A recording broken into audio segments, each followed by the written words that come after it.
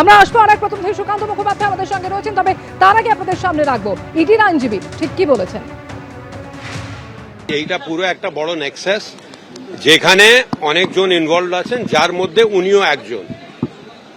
As far as police মহকুমা is concern, সেখানে ওনার একটা গুরুত্বপূর্ণ একটা রোল আছে, সেইটাই বলা হয়েছে।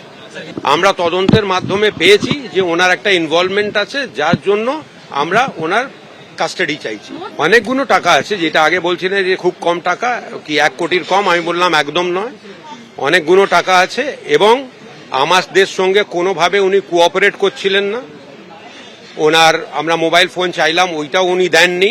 সুতরাং আমরা যেসব ডকুমেন্ট বা ডিজিটাল এভিডেন্স আজ সবাইকে যাদেরকে অ্যারেস্ট করেছি তার থেকে যেটা পেয়েছি ওইটা নিয়ে ওনাকে কনফ্রন্ট করতে চাই, এই জন্য কাস্টোডিয়াল ইন্টারোগেশন আমাদের চাই।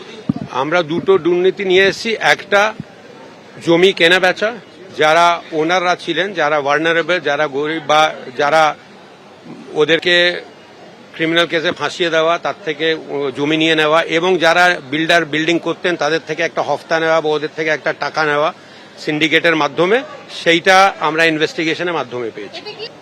পলিটিক্যাল ইনফ্লুয়েন্স ছিল, সেইটুকু বলতে পারি। আমরা বলছিলাম অনেকজনই এইটাতে যুক্ত, কেন একজনের পক্ষে সম্ভব না। হতে পারে যে ওরা মাথায় ছিলেন, কিন্তু জিনিসটা অনেক দূর অবধি গড়িয়েছে, অনেক নিচু অবধি গিয়েছে।